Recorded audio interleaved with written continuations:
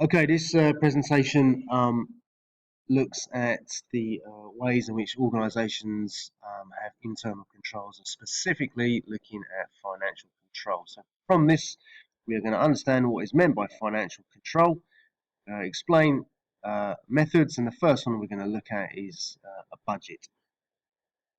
So, first and foremost, financial information is incredibly important across the organisation because it has a lot of key indicators for stakeholders. Effectively, it is a very clear way in which an organisation can measure its outcomes, measure, in fact, what it's doing, measure how far it is away from achieving its goals, etc. Okay, it gives information about the decisions that have been made, identifies mistakes that may have been made and therefore areas in which can be rectified, identification of the next steps, and also the way in which organisations can change things, can tweak things, adjust things. Remember, the financial detail very much covers the bottom line. It is that indication of whether or not an organisation can survive. But with larger organisations, particularly, there will always be some sort of profit incentive that they are looking to achieve in one form or another. So financial information identifies a lot of this information here.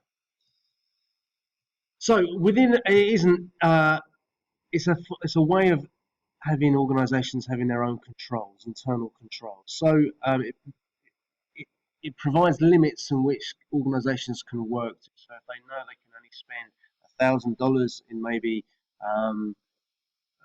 putting together a marketing program, then that is a control that they've got to stop them overspending and making sure they're not underspending as well. I mean that's further what we look at in terms of a budget. However, some of the key ones we need to be familiar with are maintaining financial performance. Okay, so how well they're performing overall, and this is through a profit and loss document or an income statement, or a balance sheet.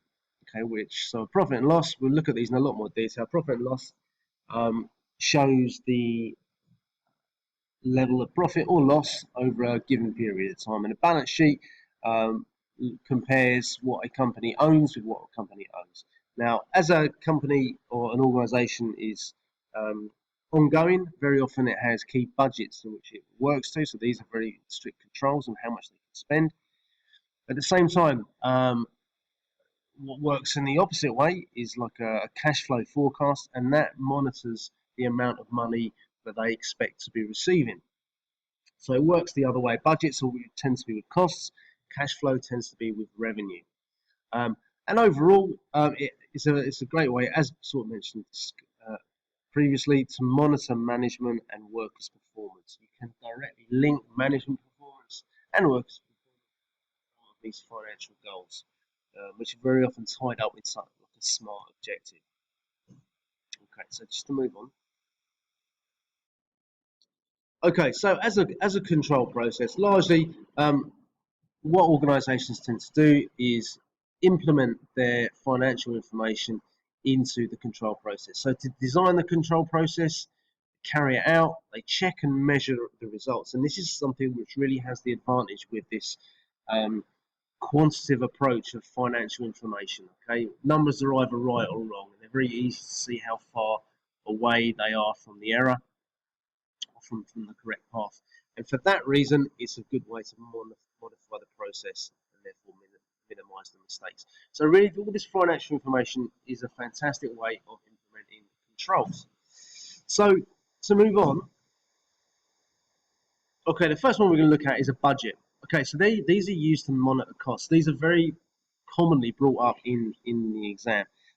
So largely the personnel who is responsible for maintaining the budget and keeping to the budget, making sure the budget is spent to what the budget has set, would be the budget holder. Okay, so they generate, they spend the money, they collect the information to give to other, maybe the finance department, to say, hey, look, this is how much money we need for this. Okay. So largely it comes down to each department, so marketing, production, sales, etc., etc. What else budgets also provide are targets. They set benchmarks that can help staff or to achieve their targets and hopefully motivate. So when we look at this one, very simply, okay, is that what a budget aims to do is to be given a set amount of money to be spent. If there is a variance, this tends to imply that either there has been an overspending or an underspending. An overspending is adverse, and an underspending is positive. Okay.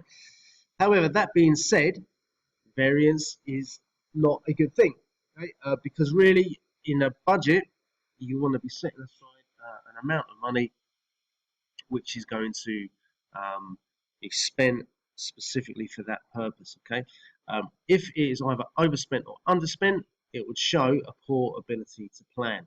Okay, and it would represent a waste of resources. So although you might think, okay, well they've underspent, that's not necessarily good, because that underspending, the difference of that money, could have been used in other areas to generate more revenue and more income. It does reflect a poor ability to plan. However, that being said, these are plans for the future. No one really knows what's going on in the future, so it's very important to understand that one. So obviously, an effective budget is the one which gets as close as it possibly can, with as little variance as possible to what was originally budgeted.